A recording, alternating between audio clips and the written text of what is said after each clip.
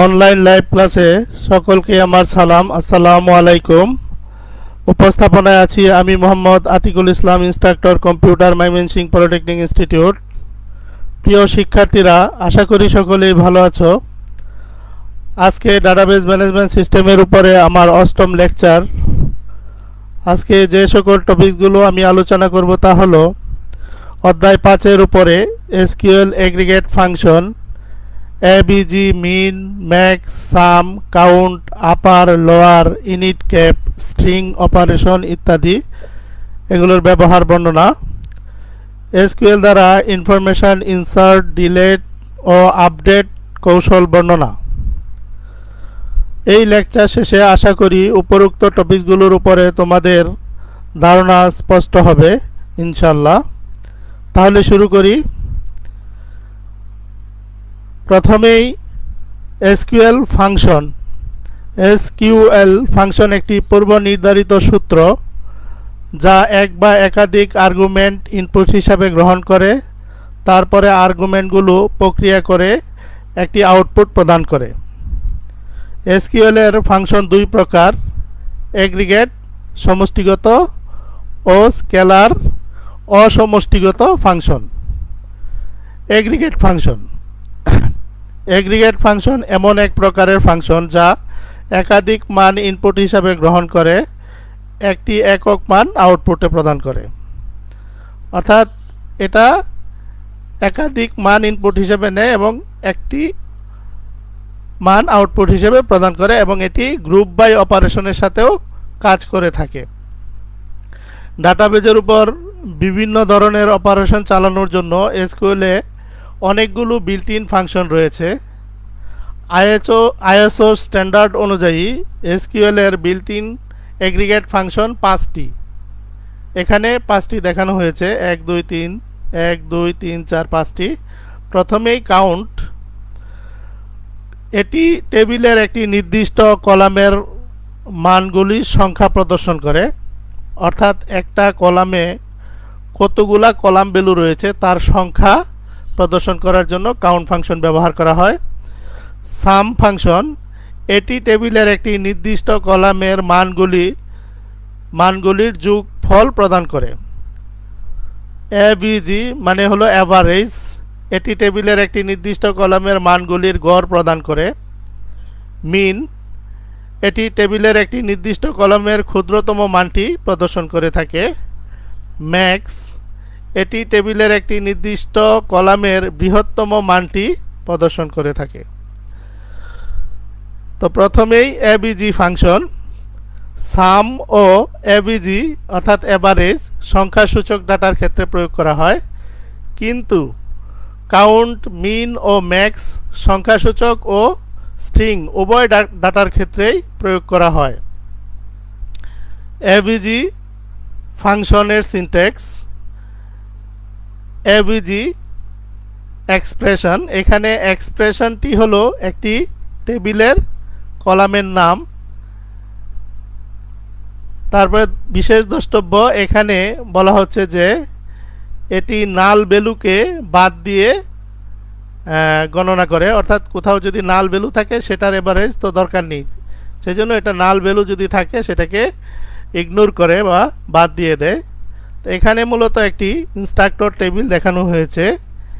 এখানে একটি উদাহরণে বলা হয়েছে কম্পিউটার বিজ্ঞান বিভাগে ইনস্ট্রাক্টরদের গড় বেতন সন্ধান করার জন্য একটি কোয়ারি অপারেশন চালানো হচ্ছে, যেটা নিম্নে এখানে দেখানো হয়েছে। যেখানে এই যে একটা টেবিল, এই টেবিলের 4টি কলাম। এই কলামের বলা হচ্ছে যে ইনস্ট্রাক্টরদের, এখানে ইনস্ট্রাক্টরদের নাম আছে, ইনস্ট্রাক্টরদের ডিপার্টমেন্ট, তাদের স্যালারি রয়েছে এবং তাদের আইডি রয়েছে। এখান থেকে বলা হচ্ছে যে যে সকল ইনস্ট্রাক্টরগণ কম্পিউটার সায়েন্স ডিপার্টমেন্টের, তাদের স্যালারির গড় বের করার জন্য। তাহলে আমরা এখানে দেখতে পাচ্ছি কি 1টি 2টি 3টি মানে ডিপার্টমেন্ট রয়েছে, 3টি কম্পিউটার সায়েন্স ডিপার্টমেন্টের ইনস্ট্রাক্টর রয়েছে, যাদের বেতন প্রথম জনের হলো 65,000, তারপরের জনের হলো 75,000, তারপরের জনের হলো 92,000। এই 3টির যোগ করে এদের গড় বের করতে হবে। তাহলে এই তিনটি যোগ করলে হয় 2,32,000, এটাকে 3 দিয়ে ভাগ দিলে হয় 77,333। তো এটাই এই ফাংশনের মাধ্যমে দেখানো হয়েছে এখানে এই মানে কোয়েরি অপারেশনে, যেখানে সিলেক্ট এভিজি স্যালারি অর্থাৎ স্যালারি এই ফিল্ডটাকে এখানে কল করা হয়েছে। এবং কোন টেবিল, এই টেবিলটির নাম হলো ইনস্ট্রাক্টর টেবিল। শর্ত দেওয়া হয়েছে যে ডিপার্টমেন্টের নাম অবশ্যই কম্পিউটার সায়েন্স হতে হবে, অর্থাৎ এই তিনটি হবে। তাহলে এটার আউটপুটটা আসে এটা স্যালারি 77,333 এটা দেখাবে। এইভাবে একটি কোয়েরি অপারেশনের মাধ্যমে এভিজি ফাংশন দ্বারা অনেকগুলো ডাটা থেকে অ্যাভারেজ বের করা হয়। তো এইখানে আমরা বিভিন্ন আজকের ক্লাসে হয়তো ম্যাক্সিমামই দেখা যাবে কি যে বিভিন্ন কোয়েরি ল্যাঙ্গুয়েজ নিয়ে বা বিভিন্ন কোয়েরি অপারেশন নিয়ে আলোচনা করা হবে। তো এই জিনিসগুলোকে আরেকটু পরিষ্কার করার জন্য এখানে এভিজি ফাংশনের যে ব্যবহার, অ্যাকচুয়ালি এই যে কোয়েরি এসকিউএল কমান্ডগুলো কীভাবে ব্যবহার হয় সেটা একটু আলোচনা করে নিই। এই জিনিসটা টোটালি অপশনাল, তারপর আলোচনা করে নিই। এসকিউএল একটি ডিক্লারেটিভ স্ট্রাকচার কোয়েরি ল্যাঙ্গুয়েজ আমরা জানি। ডিক্লারেটিভ স্ট্রাকচার ল্যাঙ্গুয়েজ মানে যেখানে একজন ডিজাইনার শুধু কী চায় তা কোয়েরির মাধ্যমে বর্ণনা করে, কিন্তু কিভাবে সেটা পাওয়া যাবে সেটা কিন্তু বর্ণনা করে না। যেমন এখানে একটি পিএইচপি কোড দেখানো হয়েছে, যেখানে আমরা জানি প্রথমে একটি ডাটাবেস থেকে যখন আমরা ডাটা নিয়ে আসব সেই ডাটাবেসটা একটা ডাটাবেস সার্ভারে থাকে।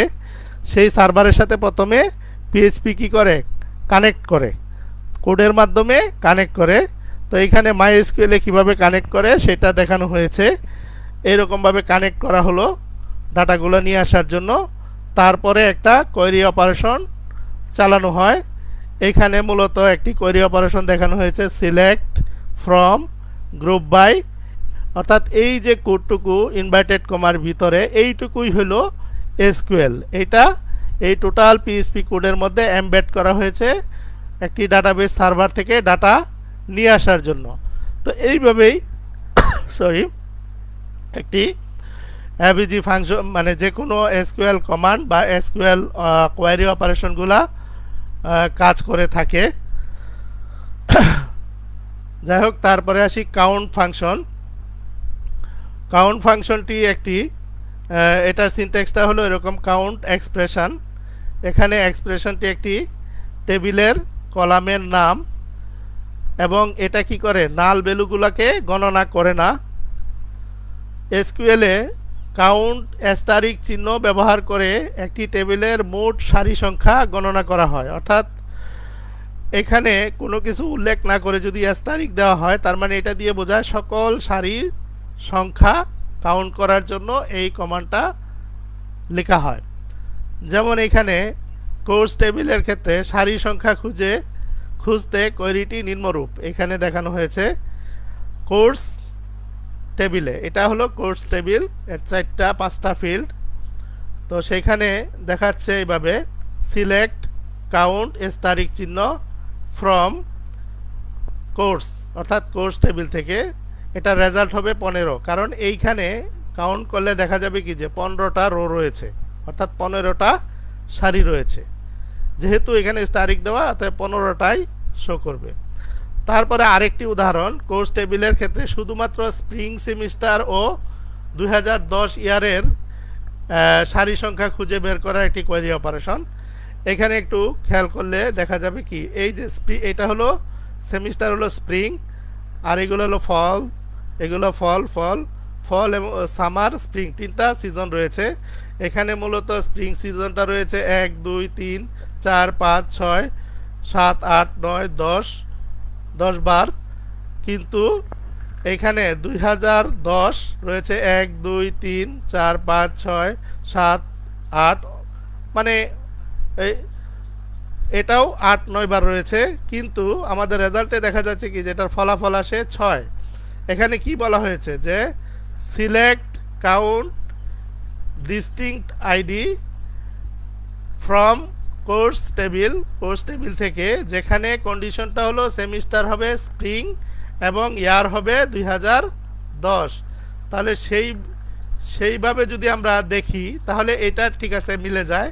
এটাও মিলে যাচ্ছে, এইটাও মিলে যাচ্ছে, এটাও মিলে যাচ্ছে, এটাও মিলে যাচ্ছে, এটাও মিলে যাচ্ছে, এটা মিলে না কারণ এটা সামার, এইটা মিলে যাচ্ছে। তো এইভাবে দেখা যাচ্ছে কি যে টোটাল 60টি স্প্রিং এবং 2010 ইয়ার এবং সেমিস্টার মিলে যাচ্ছে, কিন্তু এখানে দেখাচ্ছে 6।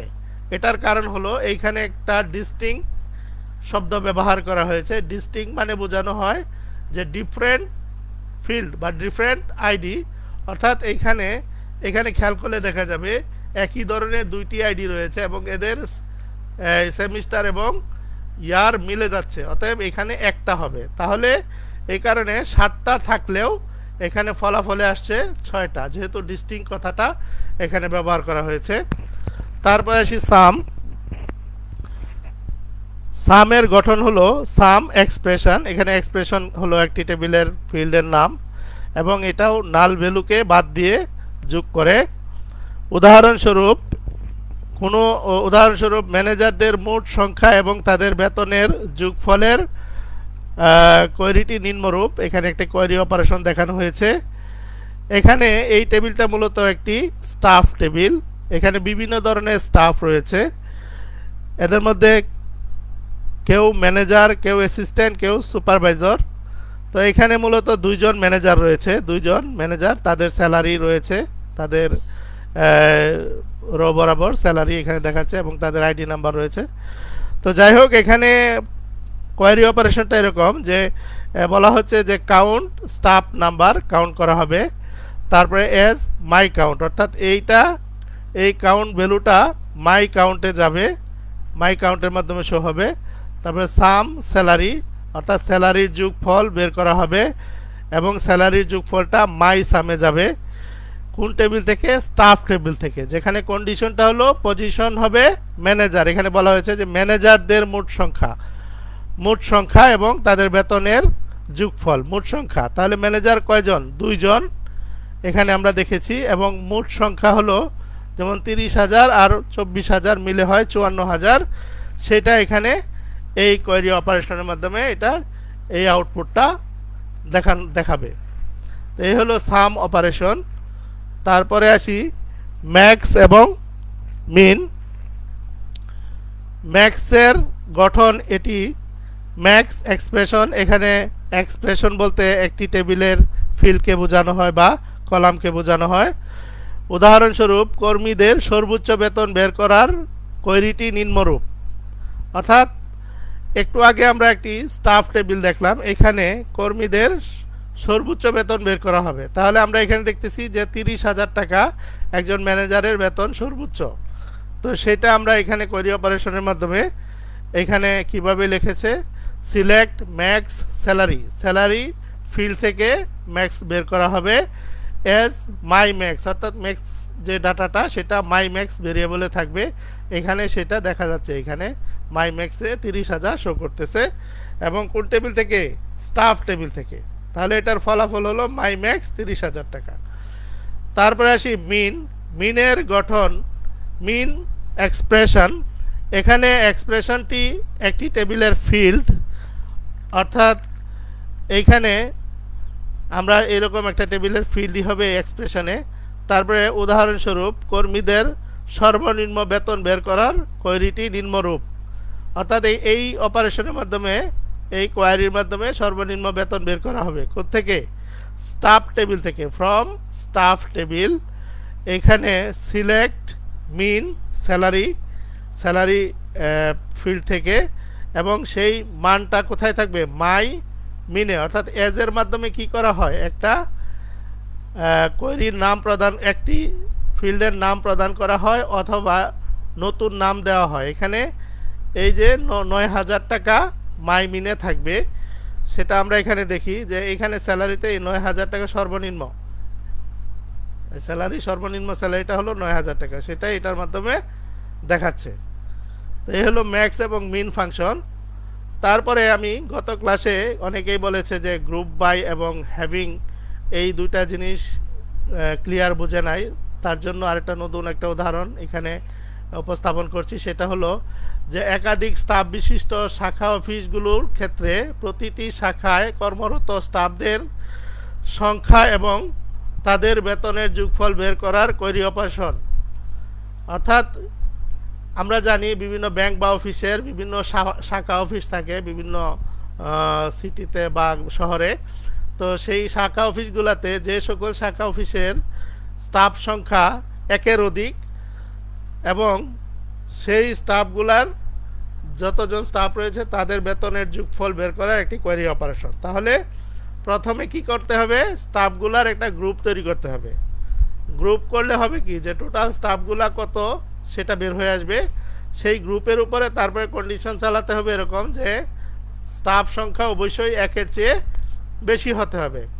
তাহলে এখানে আমরা দেখি সিলেক্ট ব্রাঞ্চ নাম্বার, অর্থাৎ ব্রাঞ্চ নাম্বার শো করবে, তারপরে কাউন্ট স্টাফ নাম্বার, অর্থাৎ স্টাফ নাম্বার কাউন্ট করবে যে প্রত্যেকটা ব্রাঞ্চের, অ্যাজ মাই কাউন্ট, অর্থাৎ এই মানটা মাই কাউন্টে যাবে, সাম স্যালারি এবং তাদের স্যালারির যোগফল বের করে মাই সামে রাখা হবে। তাহলে একটা দুইটা তিনটা ফিল্ড প্রদর্শন করবে এবং কোন টেবিল থেকে, স্টাফ টেবিল থেকে, একটু আগে আমরা যে টেবিলটা দেখলাম। এবং এখানে গ্রুপ বাই হবে ব্রাঞ্চ নাম্বার দিয়ে, অর্থাৎ ব্রাঞ্চ নাম্বারগুলার গ্রুপ করা হবে। যে সকল ব্রাঞ্চগুলাতে একাধিক স্টাফ রয়েছে বা যে সকল প্রত্যেকটা ব্রাঞ্চকে গ্রুপ করা হবে এবং একই ব্রাঞ্চে একাধিক স্টাফ থাকতে পারে, সেই জন্য এটা ব্রাঞ্চ দ্বারা গ্রুপ করা হবে এবং এই গ্রুপের উপরে হ্যাভিং এই অপারেশনটা চালানো হবে। এবং আমরা আগে আলোচনা করেছি যে হ্যাভিংয়ের সাথে মিনিমাম একটি অ্যাগ্রিগেট ফাংশন যুক্ত থাকে। এখানে কাউন্ট ফাংশনটি যুক্ত রয়েছে যার মাধ্যমে স্টাফ সংখ্যা কাউন্ট করা হবে এবং এই কন্ডিশনটা যদি ফুলফিল হয় তাহলে সেই গ্রুপগুলাই কেবল এইখানে আউটপুটে দেখাবে। অর্থাৎ এই গ্রুপের উপরে এই হ্যাভিংয়ের মাধ্যমে একটি কন্ডিশন আরোপ করা হয়েছে। এখানে সেটা বলা হয়েছে, এখানে একাধিক স্টাফ বিশিষ্ট ব্রাঞ্চগুলোর গ্রুপ করতে গ্রুপ বাই ক্লোজ ব্যবহার করা হয় এবং এই গ্রুপে বিধিনিষেধ প্রয়োগ করতে হ্যাভিং ক্লোজটি ব্যবহার করা হয়েছে। তাহলে এটার আউটপুট যেটা আসে সেটা হলো যে এই যে B3 ব্রাঞ্চ 3 এবং 5 এইটা হলো মূলত সেই এটা আছে 3 বার, অর্থাৎ 3, আর এটা আছে 2 বার এবং এই তিনজন এই তিনটা হলো কি স্টাফ সংখ্যা। তাহলে স্টাফ সংখ্যা 3 জন, 3 জনের স্যালারির যোগফল হলো এটা, আর এখানে 2 জন, 2 জনের যোগফল হলো এইটা। এবং আরেকটা জিনিস লাস্টে বলা হয়েছে অর্ডার বাই ব্রাঞ্চ নাম্বার, অর্থাৎ ব্রাঞ্চের নাম্বারগুলোকে অর্ডার বাই করতে হবে। তাহলে এখানে দেখছি কি যে এই ব্রাঞ্চ নাম্বারটাকে 3 তারপরে হলো 5 অর্ডার বাই করা হয়েছে। তো আমরা এটা এখানে দেখি এই যে ব্রাঞ্চ নাম্বার 5 আছে, 3 আছে, 3, 7, 3, 5 এইভাবে আছে, অর্থাৎ যেটা অর্ডারে ছিল না, অর্থাৎ অ্যাসেন্ডিং অথবা ডিসেন্ডিং অর্ডারে কোনো অর্ডারেই ছিল না। এই অর্ডার বাই দেওয়াতে এখন অ্যাসেন্ডিং অর্ডারে এটা ব্রাঞ্চটা দেখাচ্ছে এখানে। তো এই হলো মোটামুটি গ্রুপ বাই এবং হ্যাভিং, পাশাপাশি এখানে সাম দেখানো হয়েছে, তারপরে দেখানো হয়েছে কাউন্ট। তারপরে আসি স্কেলার ফাংশন। স্কেলার ভ্যালু ফাংশনে ইনপুট প্যারামিটার থাকতেও পারে আবার নাও থাকতে পারে, যেগুলো ঐচ্ছিক, তবে সর্বদা একটি একক বা স্কেলার মান প্রদান করে যা বাধ্যতামূলক। অর্থাৎ স্কেলার ভ্যালু ফাংশনে ইনপুট থাকতেও পারে বা নাও থাকতে পারে, কিন্তু আউটপুট অবশ্যই একটি থাকবে যেটা বাধ্যতামূলক, আর ইনপুটটা হলো ঐচ্ছিক। এসকিউএলে বহু স্কেলার ফাংশন রয়েছে, নিচে প্রধান 8টি দেখানো হয়েছে, এখানে 8টি দেখানো হয়েছে: আপার, লোয়ার, মিড, লেন, রাউন্ড, নাও, ফরম্যাট, ইনিট, ক্যাপ, 8টি। তো এইখানে এই স্কেলার অপারেশনগুলো সবগুলোই অর্থাৎ ফাংশনগুলো এই টেবিলের উপরে অ্যাপ্লাই করা হবে। এই টেবিলটি মূলত একটি স্টুডেন্ট টেবিল যার 5টি ফিল্ড রয়েছে এবং এটার 4টি রো রয়েছে।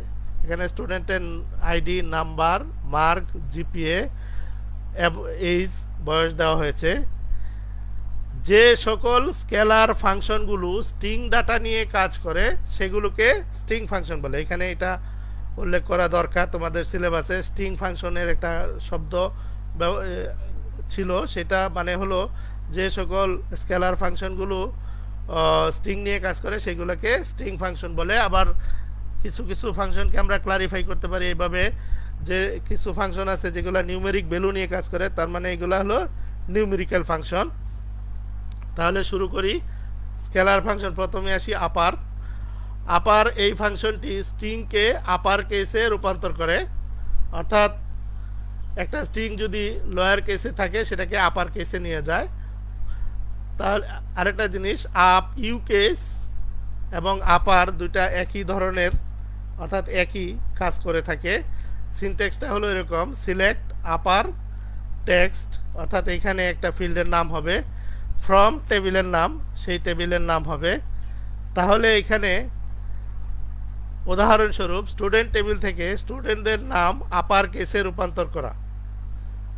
এখানে সেই কোয়েরিটা এরকম, সিলেক্ট আপার নেম, অর্থাৎ নেম ফিল্ডটাকে আপার করা হবে কোন টেবিল থেকে?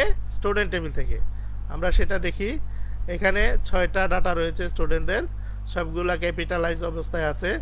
এখন এই সবগুলাকে আপার কেসে নিয়ে যাবে। এখানে হাসান, সুমন, পলাশ, দাউদ, রহিম, কামাল, আপার কেসে সবগুলাকে এইভাবে এই কমান্ডের মাধ্যমে উপস্থাপন করা হয়েছে। তারপরে লোয়ার, এটা আপারের উল্টা, অর্থাৎ একটা স্ট্রিংকে লোয়ার কেসে রূপান্তর করার জন্য এই ফাংশনটি ব্যবহার করা হয়। এবং এল কেস ফাংশন আর লোয়ার ফাংশন একই। সিনট্যাক্সটা হলো এরকম, সিলেক্ট লোয়ার টেক্সট, এখানে টেক্সট হলো একটা ফিল্ডের নাম, ফ্রম টেবিলের নাম, টেবিলের নাম যে টেবিল থেকে ডাটাগুলো আসবে।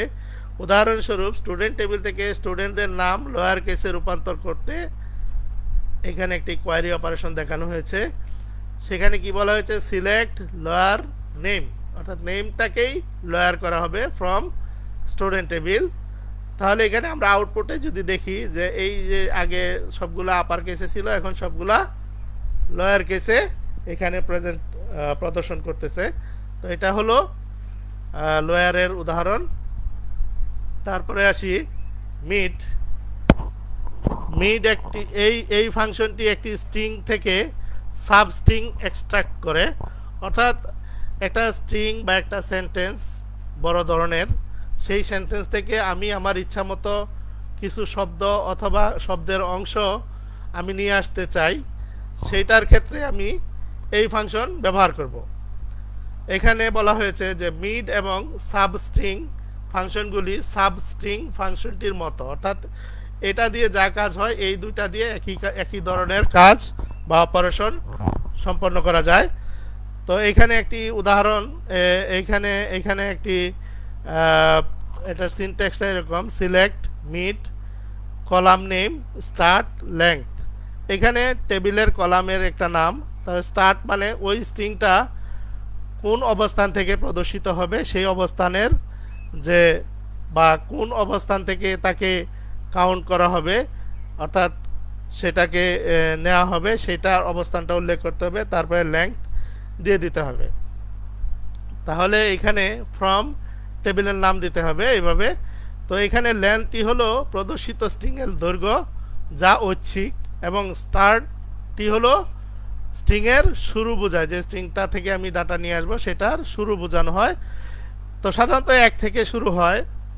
তো উদাহরণস্বরূপ স্টুডেন্ট টেবিল থেকে স্টুডেন্টদের নাম প্রথম 4টি অক্ষর আনয়ন, নামের 4টি অক্ষর আনতে হবে। তাহলে সিলেক্ট মিড নেম কমা 1, মানে 1 থেকে 4 পর্যন্ত, অর্থাৎ 4টি শব্দ বর্ণ নিয়ে আসতে হবে। ফ্রম কোন টেবিল থেকে? স্টুডেন্ট টেবিল থেকে, নামের 4টি অক্ষর। তাহলে আমরা এখানে দেখি, এই যে হাসানের 4টি অক্ষর নিয়ে আসছে, সুমনের 4টি, পলাশের 4টি, দাউদের 4টি ছিল 4টি, রহিম, কামাল এই 4টি নিয়ে আসছে এই ফাংশনের মাধ্যমে। তারপর আসি লেংথ। এই ফাংশনটি একটি স্ট্রিংয়ের দৈর্ঘ্য যা বাইটে প্রকাশ করা হয়, প্রদর্শন করে থাকে। সিনট্যাক্সটা হলো এরকম, লেন্থ কলামের নাম, অর্থাৎ কলামের নাম দিলেই ল্যাংটা চলে আসবে। এখানে ফ্রম টেবিলের নাম, উদাহরণস্বরূপ স্টুডেন্ট টেবিল থেকে স্টুডেন্টদের নামের দৈর্ঘ্য আনয়ন। এইখানে select length name from student, অর্থাৎ নেমের লেংথ নিয়ে আসতে হবে। তাহলে আমরা এখানে স্টুডেন্ট টেবিলটা একটু আবার দেখি, যে এটা হলো 6টা, এটা হলো 5টা, এটা হলো 6টা, এটা 4টা, এটা 5টা, এটা 5টা, 5টা 5টা 4টা, 6টা 6টা 5টা। তাহলে আমরা এভাবে দেখি, এই যে 6টা 5টা 6টা 4টা 5টা 5টা, এইভাবে ওই নামের দৈর্ঘ্যগুলা দেখাচ্ছে। তারপরে আসি রাউন্ড ফাংশন। এই ফাংশনটি নির্দিষ্ট সংখ্যার দশমিক স্থানকে রাউন্ড করে, অর্থাৎ একটা সংখ্যা দশমিকের পরে কয় ঘর হবে সেটা নির্দিষ্ট করার জন্য এই ফাংশনটা মূলত ব্যবহার করা হয়।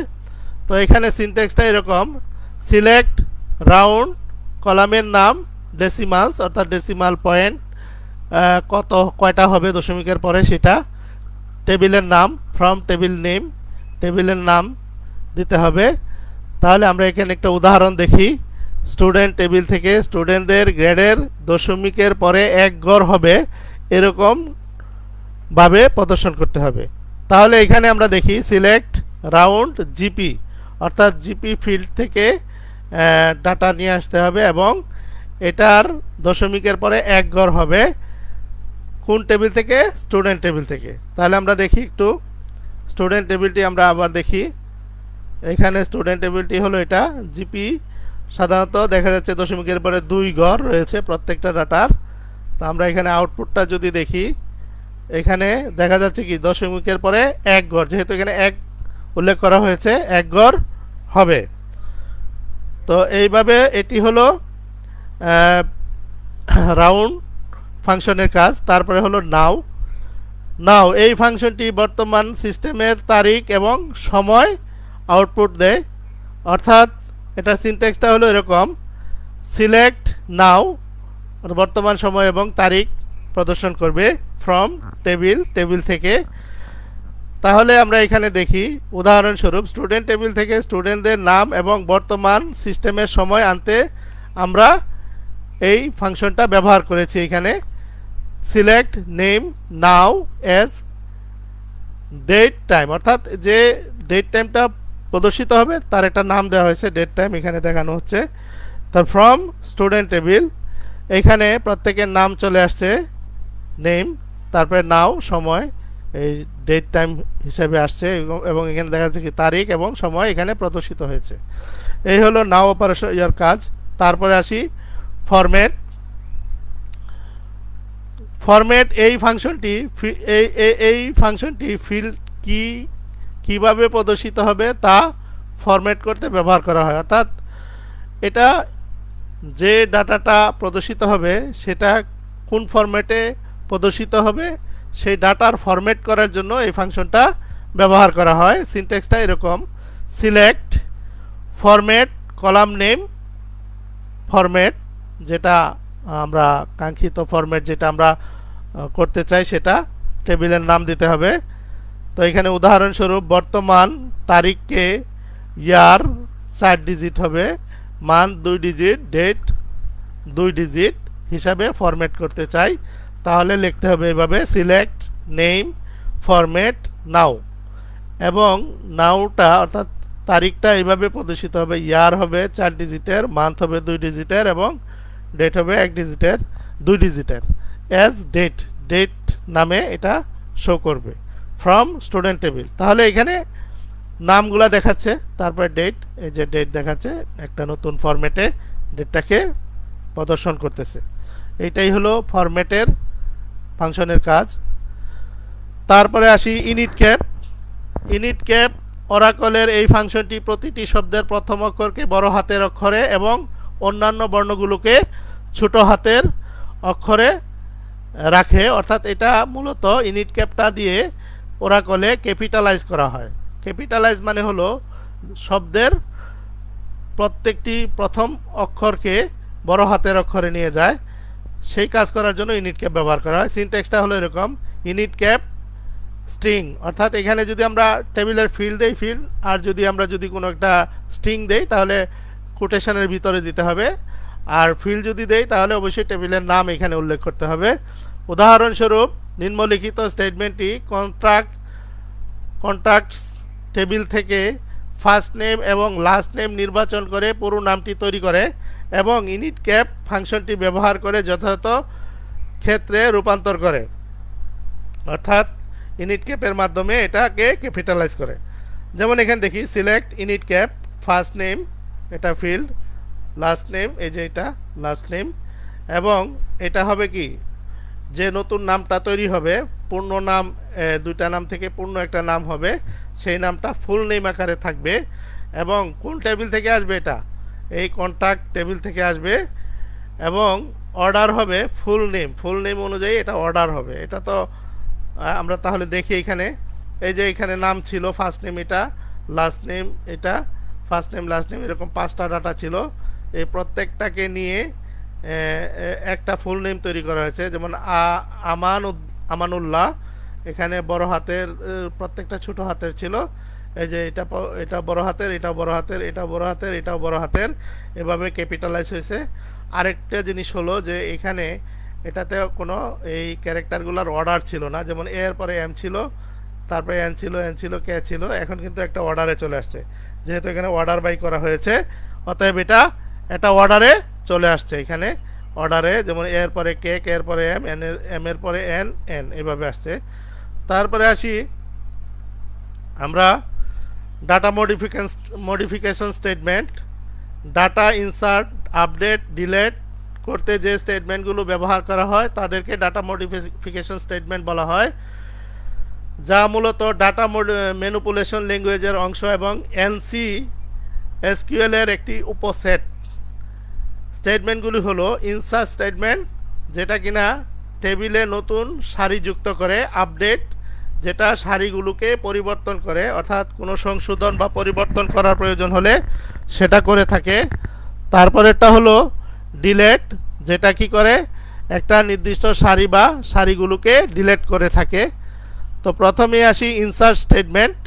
ইনসার্ট স্টেটমেন্টের সিনট্যাক্সটা হলো এরকম, এটা দুই ধরনের। প্রথমটিতে ইনসার্ট ইনটু টেবিলের নাম, তারপরে কলামের নাম, তারপরে ভ্যালুজ দিয়ে ভ্যালুগুলা দিতে হয়। আরেকটি হলো ইনসার্ট ইনটু টেবিলের নাম কিন্তু কলামের নামগুলার দেওয়ার দরকার নাই, শুধু ভ্যালুগুলা দেওয়া হয়।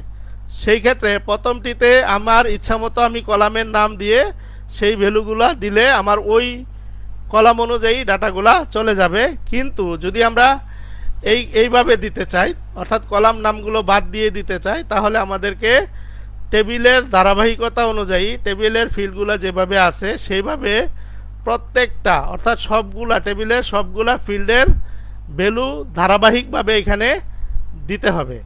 সেই ক্ষেত্রে আমরা যদি কলাম নাম নাও দেই তাহলেও কিন্তু হবে। তাহলে আমরা সেটা একটু দেখি।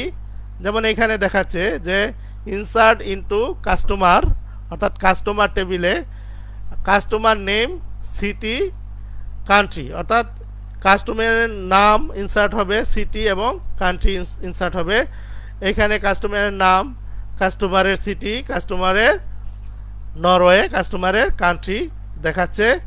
তাহলে এভাবে এখানে যদি 3টি থেকে থাকে, এখানে আরেকটি নতুন যুক্ত হয়েছে, যেমন এই যে এখানে কার্ডিনাল এবং বাকিগুলা নাল থাকবে, যেহেতু বাকি ডাটাগুলা দেওয়া হয় নাই, এগুলা নাল। তারপরে এখানে এটা দেওয়া ছিল, এই যে এটা দেওয়া ছিল, তাই এখানে হয়েছে। এখানে আবার এটা নাই, এখানে নরওয়ে এটা দেওয়া ছিল, যার কারণে এটা আসছে। এভাবে নতুন একটি সারি এখানে যুক্ত হয়েছে ইনসার্টের মাধ্যমে। তারপরে আসি আমরা দ্বিতীয় নিয়ম, যেটাতে বলা হয়েছে কলামগুলো না থাকলেও চলবে। ইনসার্ট ইনটু টেবিলের নাম, তারপরে ভ্যালুজগুলা একেবারে আইডি থেকে শুরু করে যদি সবগুলো আমরা দেই একটা ধারাবাহিকভাবে, টেবিলটায় যেভাবে ধারাবাহিকভাবে ফিল্ডগুলো রয়েছে সেভাবে, তাহলে এখানে আমরা দেখি যে 92 নাম্বার আইডিটা আমরা এখানে ইনসার্ট করেছি। এটার হলো কার্ডিনাল টম্বি এরিসেন, এই যে এটা। তারপরে এই প্রত্যেকটা ভ্যালুই কিন্তু এখানে ইনসার্ট করে এখানে দেখানো হয়েছে, নতুন একটা সারি ইনসার্ট করা হয়েছে। তারপরে আসি আপডেট অপারেশন। আপডেট মানে হলো যে কোনো একটা ডাটাকে আমি সংশোধন করতে চাই, সেই ক্ষেত্রে আমরা সেটাকে কিভাবে করব। তো আপডেটের সিনট্যাক্সটা হলো আপডেট টেবিলের নাম, তারপরে সেট করব column 1 equal to value 1, column 2 value 2, এইভাবে। তাহলে আমরা এখানে 5টি ডাটা রয়েছে। আমরা এটা একটা টেবিল, যেই টেবিলের নাম এখানে কাস্টমার টেবিল বলা হয়েছে, কাস্টমার টেবিলটাকে আপডেট করা হবে। তাহলে এখানে দেখা যাচ্ছে কি যে customer name equal to Alfred কেমিডেট, সিটি হলো ফ্রাঙ্কফার্ট। এই দুইটা ডাটা ইনসার্ট হবে কাস্টমার টেবিলে, যেখানে কন্ডিশনটা এরকম যে কাস্টমার আইডি 1, অর্থাৎ আইডি 1-এ সেই দুইটা ডাটা সংশোধন হবে। যেমন এইখানে আমরা দেখি আগে ছিল, এইখানে ছিল আলফ্রেড ফাটার কিস্ট, এইখানে কিন্তু এখন এটা চেঞ্জ হয়ে আলফ্রেড স্কেমিডেট হয়ে গেছে। এবং এখানে ফ্রাঙ্কফার্ট এটা চেঞ্জ হয়েছে, আগে ছিল কি বার্লিন ছিল, এটা চেঞ্জ হয়ে গেছে। তো এইভাবে আপডেট অপারেশন চালানো হয়, আপডেট করা হয়, অর্থাৎ কোনো কিছু সংশোধন করার প্রয়োজন হলে, পরিবর্তন করার প্রয়োজন হলে সেটা করা হয়। তারপরে ডিলেট ডাটা, একটা বিদ্যমান টেবিলের ডিলেট স্টেটমেন্টটি একটি টেবিলে বিদ্যমান রেকর্ডগুলোকে মুছতে ব্যবহার করা হয়। সিনট্যাক্সটা এরকম, ডিলেট সিনট্যাক্স, ডিলেট ফ্রম টেবিলের নাম, হোয়ার কন্ডিশনটা থাকতে হবে। তাহলে এইটা আমাদের সেই টেবিল, 5টা ডাটা এখানে রয়েছে। আমরা যদি উদাহরণে দেখি, এখানে 4টা ডাটা, অর্থাৎ কিভাবে হলো select from customer table where customer name equal to Alfred ফাটার কিস্ট। এইখানে দেখা যাচ্ছে কি যে প্রথম যে এই যে ডাটাটা ছিল সেটাই ছিল এইটাই আলফ্রেড ফাটার কিস্ট, এই ডাটা ছিল। এই টোটাল রোটাকে ডিলিট করে দেওয়া হয়েছে এই কমান্ডের মাধ্যমে, কন্ডিশনে যেভাবে দেওয়া আছে সেভাবে এটা এই কলামটা এখানে ডিলিট হয়ে গেছে। তো এই হলো আজকের ক্লাস, এই পর্যন্তই। আগামীতে ইনশাল্লাহ এই সময়ে আবার নতুন টপিকস নিয়ে আসবো ইনশাল্লাহ। সে নাগাদ সকলেই সুস্থ থাকো, ভালো থাকো, আল্লাহ হাফিজ, সালামু আলাইকুম।